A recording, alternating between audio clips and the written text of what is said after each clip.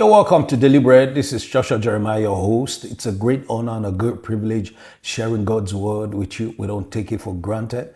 We give God all the praise and glory for this opportunity. And we thank God for you as well for taking the time to watch and to share these with as many as you know. Please continue to do that. Help us spread this everywhere so it can be a blessing to many. If this is blessing you tremendously, please spread it everywhere to the glory of God in Jesus' mighty name.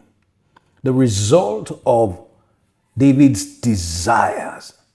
The result of the desire David expressed. David expressed the desire to build God a house that was beyond him, that he didn't have the resources for. God helped David accomplish the desire of his heart by granting the opportunities to gather resources for the building of the house of God. It started from a desire, and then God stepped in. God granted him the desires. God began to help him to see those desires come to pass. How did God grant David opportunities to gather resources? He did that by giving David victory upon victory in his battles. And in so doing, he gathered the resources for the projects. And that's how, they expand their economies and their riches back then. This territory will fight over this. You conquer, then you amass all that they have. You add to what you have, then yours grows bigger. That's how they do it. When David expressed the desire to build God a house, he didn't have the resources to do it. But God began to give him victories upon victories in his battles, which enabled him gather the resources for the project. 2 Samuel chapter 8, verse 1 to 14. And after this, it came to pass that David attacked the Philistines and subdued them. And David took Meteg, Amna, from the hand of the Philistines. Then he defeated Moab, forcing them down to the ground. He measured them off with a line. With 2 lines, he measured off those to be put to death, and with 1 full line, those to be kept alive. So the Moabites became David's servants and brought tributes, resources. They had to be bringing them constantly. David also defeated Hadadezer, the son of Rehob, king of Zobah, as he went to recover his territory at river Euphrates. David took from him 1,000 chariots, 700 horsemen, and 20,000 foot soldiers. Also, David hamstrung all the chariot horses, except that he spared enough of them for 100 chariots.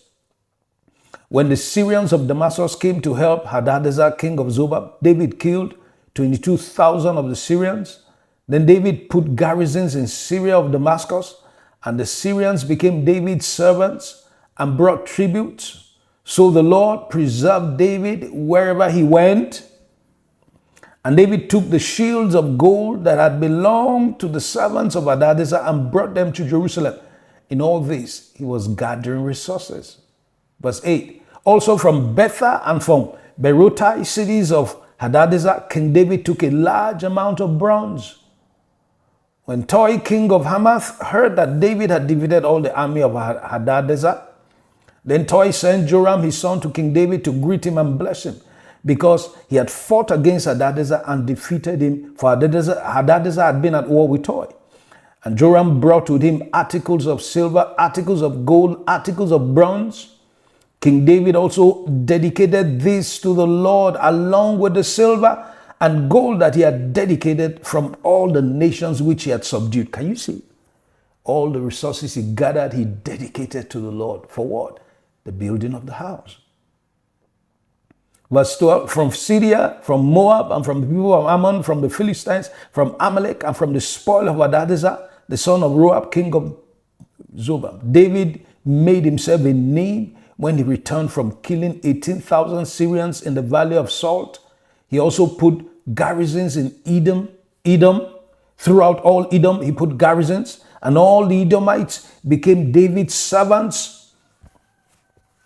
And the Lord preserved David wherever he went. So you see, in all these battles, he was gathering resources. And all this came from that desire he expressed. I want to build God a house. Then God began to help them gather resources. One of the reasons opportunities are not opening for some is that there is no real hunger in their hearts for the things they claim to desire for. I'll say that again.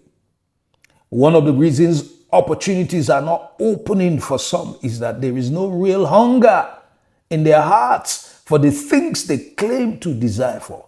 The proof of desire is pursuit. When you truly desire something, you will pursue after it. You don't have to have resources in your hands first before you take your first steps. You don't.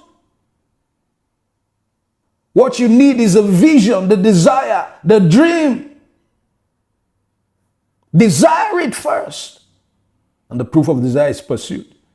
You pursue after what you desire and see what God will do. As you begin to take those steps by faith, God will begin to open opportunities for you. God will begin to grant you opportunities to see to it that those desires are fulfilled. God bless you and keep it till we meet again in Jesus' mighty name.